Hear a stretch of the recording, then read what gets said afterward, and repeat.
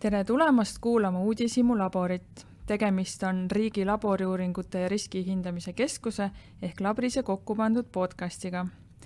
Meie tänaseks teemaks on sigade Aafrika katk. See on eriti ohtlik loomataud, millesse haigestuvad nii kodu- kui metssead. Sellest, milline haigus sigade Aafrika katk täpsemalt on, kuidas see levib, miks see nii ohtlik on ning kuidas seda ennetada ja diagnoosida, räägib Labrise asedirektor Imbi Nurmoja. Head kuulamist. Tere, Imbi. Tere, Anne. Alustame siis üldisema jutuga, et mis haigus sigade Aafrika katk üldse on ja kuidas see avaldub?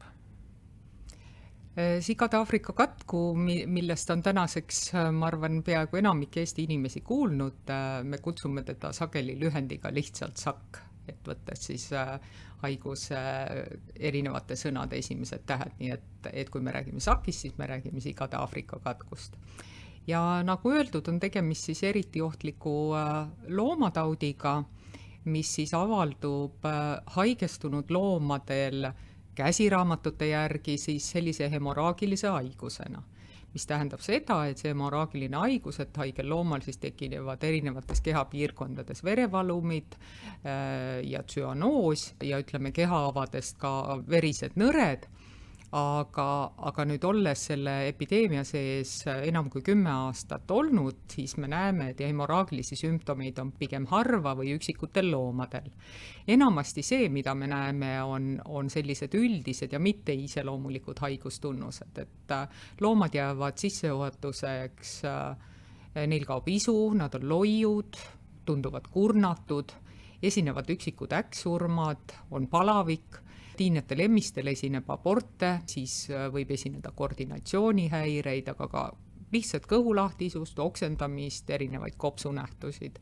Nii et sellise lihtsalt välilise kliinilise pildi põhjal ei saa kindlasti öelda, kas tegu on siis SAK-iga või mingi muu haigusega. Ja kodusigade puhul tuleb silmas pidada seda, et sageli haigestuvad haiguse etapis ainult üksikud loomad farmis, et ainult üksikus sulu osas või üksikus farmi osas. Ja kui need samad käsiraamatud ütlevad, et tegu on väga nakkava haigusega, siis tänaseks me oleme nagu aru saanud, et viiruse levik seal farmi sees on pigem aeglane, ehk et siis see nakkavus ei ole väga-väga kõrge.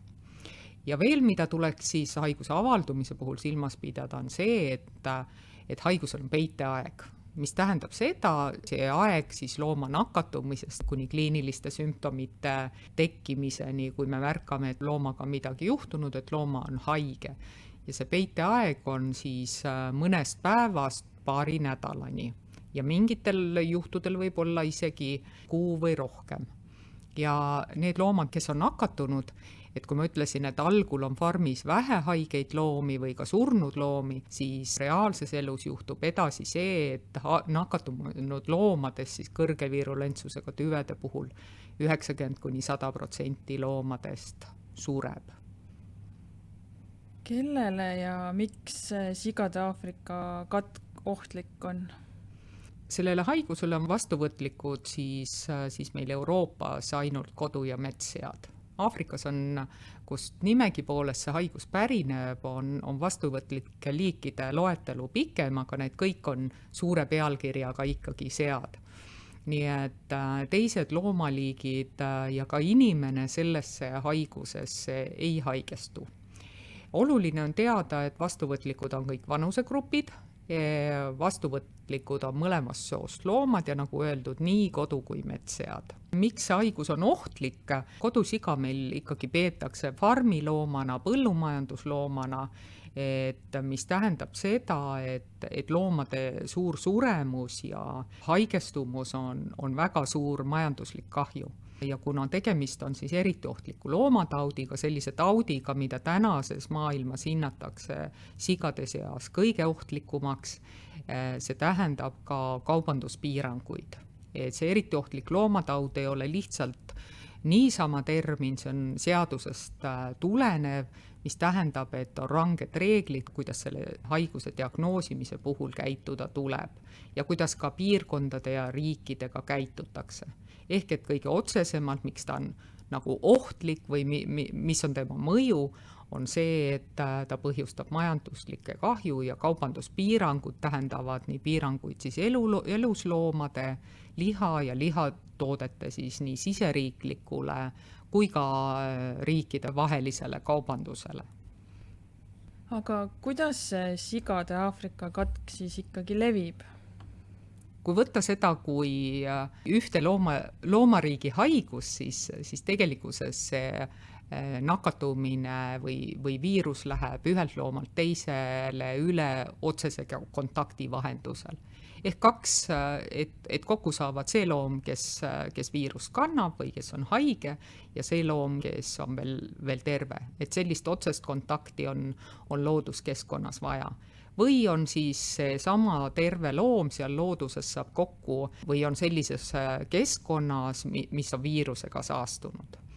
Et see on selline lihtne ja looduslik viiruse ülekandeviis, mille puhul siis selline viiruse levik ennekõike metsigade populatsioonis on aeglane. Et see, mida me näeme meie ümber toimub ikkagi kaudsete kontaktide tagajärjel. Ehk et viirust aitavad siis üle kanda erinevad inimtegevusest tulenevad tegevused või aspektid. Et näiteks saastunud vahendid ja sõidukid, nii loomade ravimisel kui loomade käitlemisel kasutatavad erinevad instrumendid, siis viirus võib üle kanduda siin meil Euroopas erinevate putukate, laudakärbeste, parmude vahendusel, siis kehvemal majandusjärjel olevates riikides ja kus on palju selliseid kodumajapidamisi, kus sigu peetakse, seal on väga oluline viiruse ülekanne, mis võib toimuda toidujäätmetega ja muidugi Aafrikas, seal on veel erilised sellised puugiliigid, mida meil siin Põhja-Euroopas ei ole ja kellel on väga oluline roll, et see haigus siis keskkonnas püsiks. Aga jällegi, et mida siis levikul silmas pidada, on see, et kui haige loom ehk siis metsiga näiteks looduses liigub, siis ta eritab seda viirust keskkonda kõigi oma kehaeritistega. Ehk siis nii uriini, rooja kui erinevate nõredega. Ja kui loomal on kas mingi haav või juba tekivad sellised hemoraagilised sümptomid, ehk keskkonda satub verd, siis veri on kõige suurema riskiga materjal, et kuidas see viirus levib. Nii et kokkuvõtlikult leviku kohta võib öelda, et tänasel päeval on inimtegevus see tegevus või tegevusetus, mis aitab selle haiguse levikule kaasa. Haiguse nimi on sigade Aafrika katk, et kui ma aru saan, siis on see meieni jõudnud Aafrikast ja kus mujal see siis veel on levinud ja kuidas seda levikut piirata saab? Tõsi, see haigus tõesti pärineb algselt Aafrikast ja esimest korda teda juba kirjeldati juba enam kui 100 aastat tagasi. Euroopasse ja mujale maailma jõudis ta esimest korda eelmise sajandi 50. aastatel, kus siis Lõuna-Euroopa, ennekõike Hispaania, Portugal ja Itaalia nägid mitukümmend aastat kurja vaeva, et sellest haigusest lahti saada. Lõpuks see õnnestus. Nüüd uus laine algas Euroopa jaoks või uus sissetung Euroopa jaoks algas 2007. aastal Gruusiast. Et sellest ajast läks siis veel 7 aastat edasi, kui viirus liikus erineval viisil meist ida pool ja 2014. aastal jõudis siis viirus esimest korda ajaloos üldse Eestisse ja siis meie naaberriikidesse, Lätti, Leetu ja Poolasse. Ja tänases Euroopas võime öelda, et jätkuvalt Baltimaadest leitakse, siis Ida- ja Kesk-Euroopast ning Lõuna-Euroopa paljudest riikidest leitakse siis viirust ja esinevad haiguspuhangud nii kodusigade farmides kui metsloomadel. Nüüd haigusest on vabad siis kõik Skandinaavia maad ja Lääne-Euroopa siis päris nagu läänepoolne osa. Nii et ütleme siis väga laialt öeldes umbes pool Euroopat kannatab selle taudi all väga tõsiselt ja lisaks toimub väga-väga laialdane levik juba palju aastaid ka Aasia suurtes seakasvatusriikides, Hiinas, Vietnamis, kus haiguse levik on väga laialdane ja kahjud väga-väga suured. Et Eesti jaoks on siis, käib 11. epideemia aasta, et kes on selle sektoriga seotud, siis esimene laine, kus oli väga laialdane levik, haiguse laialdane levik metsigade populatsioonis oli periood siis 2015-2017, siis haigus vaibus, sellepärast et väga suur hulk metsigu siis ennekõike suri ära. Ja nüüd teine laine siis väga intensiivselt on siis alanud 2025. aastal. Kuigi märgid selleks on olnud juba ennekõike siis eelmisel ja veidi ka juba üle-eelmisel aastatel, kui vaadata meist lõuna poole.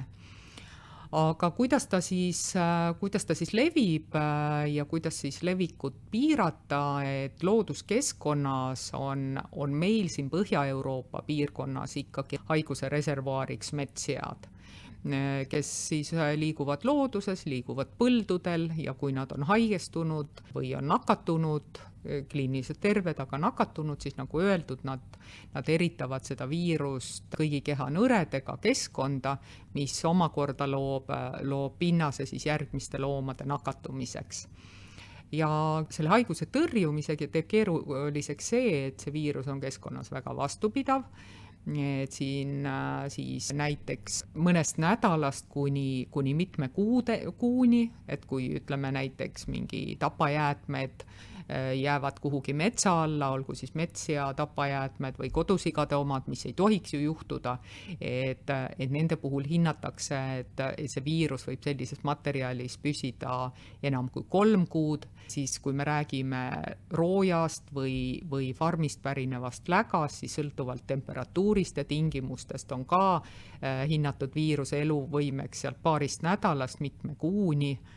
Et kui me hindame, et mis siis juhtub nagu looma lihas, et näiteks, et mis sellest siis juhtub, on ju, et just nagu terve loom kütitakse, liha pannakse sügavkülma ja siis võetakse kasutusele, aga näiteks külmutatud lihas siis viirus säilib enam kui 3 aastat või jahutatud lihas enam kui mitu kuud. Ja kui me räägime mingitest toodetest, mis ei ole kuumtöötlust saanud, siis on seal mingid salamivorstid või mingid singid, siis seal on ka ikkagi mitu nädalat kuni mitu kuud see viiruse elujõulisuse aeg võib olla. Nii et selles suhtes teeb selline viiruse vastupidavus tema levikule aitab nagu väga palju kaasa. Ja levikule aitab kaasa ka see, miks ei ole haigust kontrolli alla saadud, et haiguse vastu ei ole ravi ja tegelikult vaktsiini ka ei ole. Vaktsiin puudub nii metssigadele kui kodusigadele. Nii et mis siis jääb üle, et kuidas selle haiguse vastu võidelda, seda, mis seafarmi omanikud ja töötajad teha saavad, on siis rakendada bioturvameetmed ja teha kõik endast võimalik, et neid korrektselt siis nagu täidetakse ja järgitakse. Ja see, mis aitab kaasa leviku piiramisele, on metssigade arvukuse kontroll. Ehk et siis, kui metssigade populatsioon on madal, kontakte loomade vahel on vähem, see tähendab seda, et isegi kui mingis asukohas see viirus avastatakse, siis tal ei ole läheduses vastuvõtlikke loomi ja see viirus hääbub seal samas kohas. Ja seda me oleme tegelikkuses ju näinud nendel vahepealsetel aastatel, nüüd 2 laine vahel, kui metsigade populatsioon oli madalam, siis tegelikult need haigusjuhud, kui neid üldse esinesid, olid nad koondunud sellisesse mõnesse kindlasse piirkonda ja väga laialdast levikut seal üldse ei olnud, et olidki ikkagi pigem nagu üksikjuhtumid. Nüüd väga palju on inimesed uurinud ja küsinud selle kohta, viimasel ajal, et miks ei saa toiduks kasutada neid nakatunud farmisigu, kellel pole sigade Aafrika katku haigustunnuseid? Nagu ma enne ütlesin, on üks osa probleemist see, et haiguse peiteaeg on pikk. Ja peiteaeg on see, et ongi peidus. Ehk alates mõnest päevast kuni paari nädalani tavapäraselt. See on aeg, kui loom on nakatunud juba, aga ta ei ole kliiniliselt või loomale peale vaadates tundub ju täiesti terve. See on see põhjus, miks on raske, kui et peaaegu võimatu eristada, et missugune loom on siis täiesti terve loom ja missugune loom on siis nakatunud loom. Samal ajal, näiteks, et kui loom nakatub, et sellel hetkel on tema organismis viirust veel väga vähe, ja ta ei ole ka igasuguse laboritestiga tuvastatav. Kui nagu mõelda, et ajahetkel X võetakse proov, aga see on just praktiliselt peaaegu sama hetk, kui see loom nakatus või natuke hiljem, et jah, see uuritakse ära, see võib olla negatiivse tulemusega, aga et juba päeva või mõne päeva, rääkimata nädala jooksul selle looma haigusstaatus muutub, et ehk ta tegelikult on haige või nakatunud loom.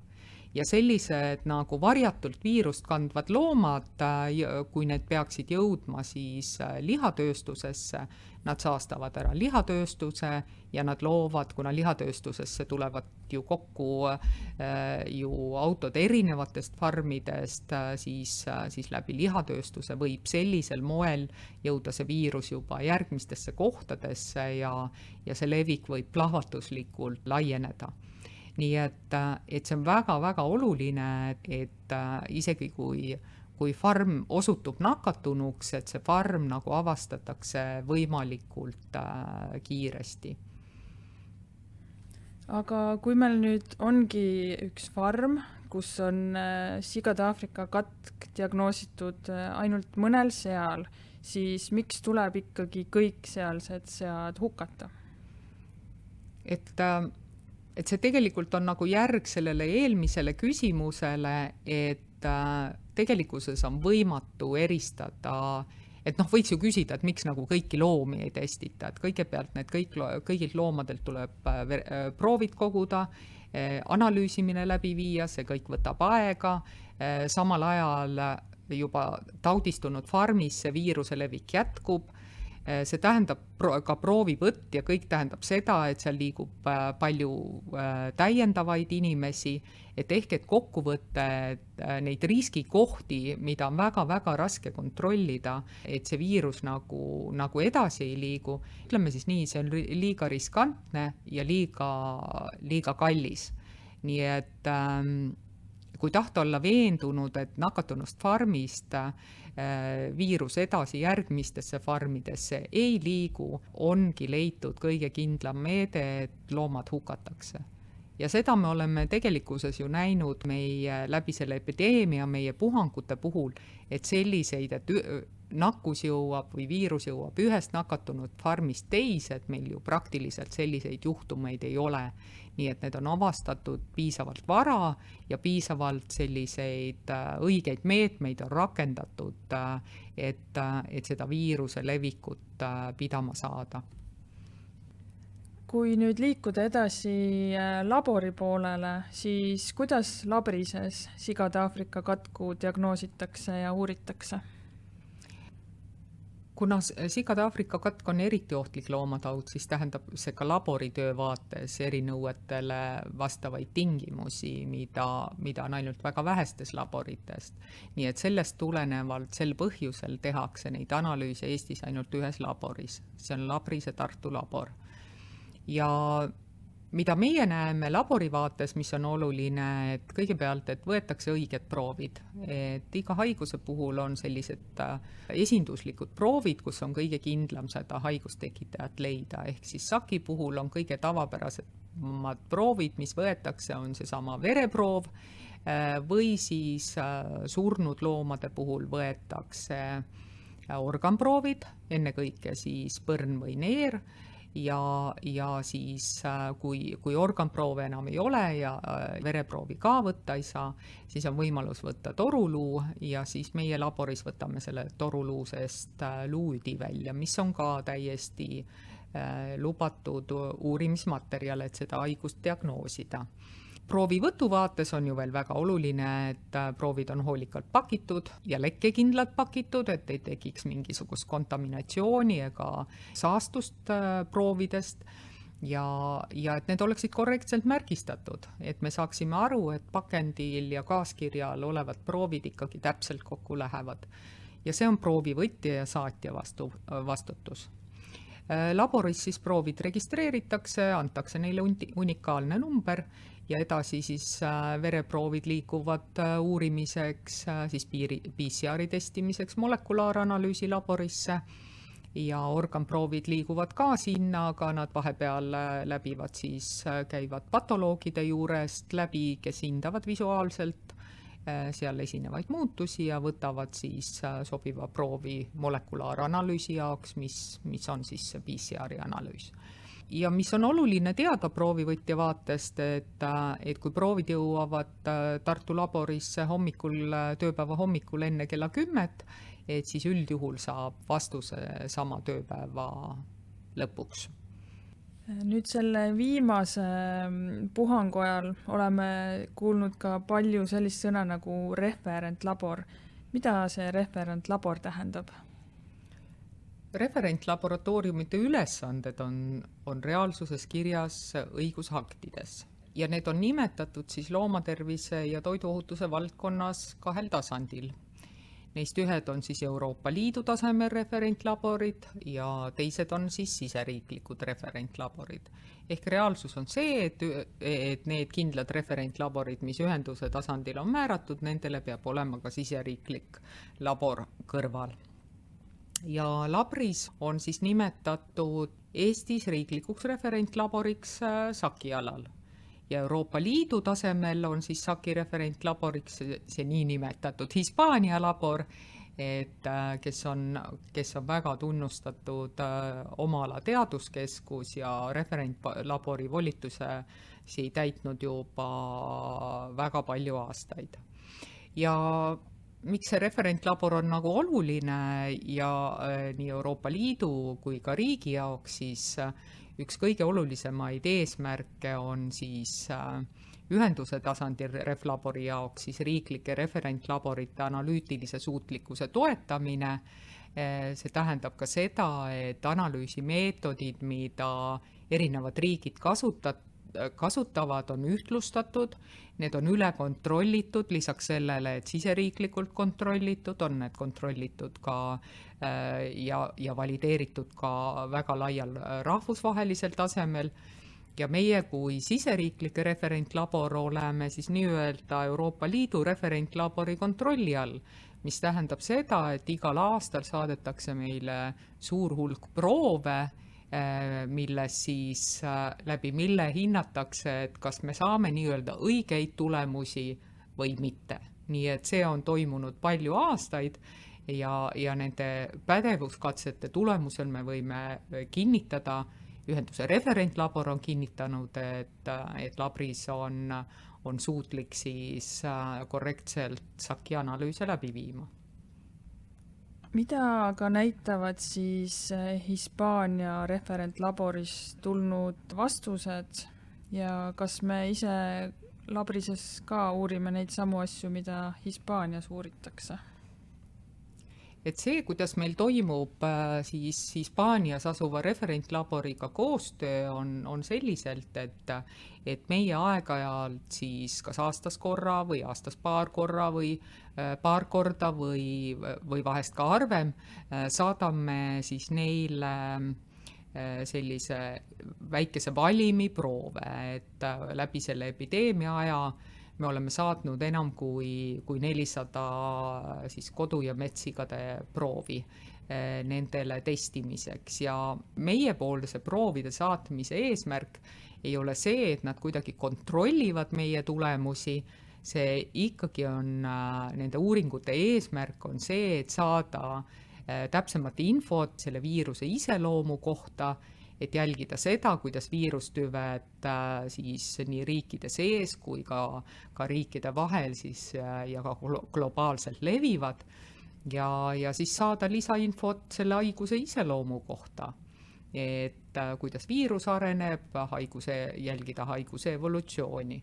Nii et missuguseid teste seal tehakse, mingis osas tehakse Ühenduse Ref-laboris samu teste, mis siin tehakse, kasutades samu protokolle, näiteks PCR-testid, mida meie teeme, samu PCR-teste teeb ka Euroopa Liidu referentlabor, ELISA-testeid ja ELISA-testi kinnitamiseks kasutatav IPT-test, need on samamoodi samad, nii meie teeme seda, Ühenduse Ref-labor teeb, aga tavapärased siis Ühenduse Ref-laboris lisaks siis isoleeritakse viirust, et see on oluline, et neid viirustüvesid oleks võimalik siis väga pikaajaliselt säilitada, isegi palju aastakümneid, ja siis seal määratakse ka täiendavad molekulaarsed markerid, et kõike seda viiruse arengut siis paremini jälgida.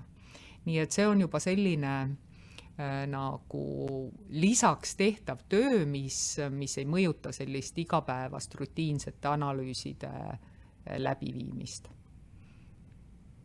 Ja kui nüüd seda teemat kokku võtta, siis mida saavad inimesed teha, et sigade Aafriku katku levikut piirata, et kuidas saaksin näiteks mina sellesse panustada, et see loomataud ei leviks?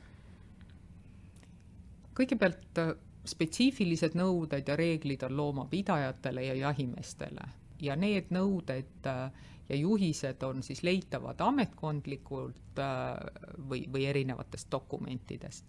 Et kui me räägime lihtsalt looduses käijatest, et nende puhul võiks öelda, et nad peaksid olema lihtsalt tähelepanelikud ja hoolikad, et väga hea oleks, kui oma jalanõud ja riided siis puhastatakse, võib-olla ka mingid anumad puhastatakse pärast metsas käiku ja selle mõte on vähendada siis võimalust, et need viirusosakesed või saastunud materjal kuidagi liigub ühest piirkonnast teise koos teie jalanõude ja vahendite ja riietega.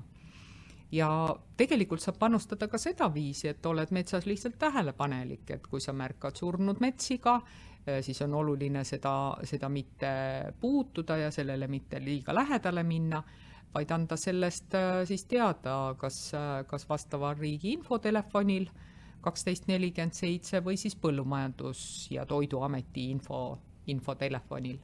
Ja võõrasse farmi ei peaks kohe kindlasti ka minema. Ja kui sa oled mõnes farmis käinud, siis sa kindlasti ei tohiks minna järgmisse farmi.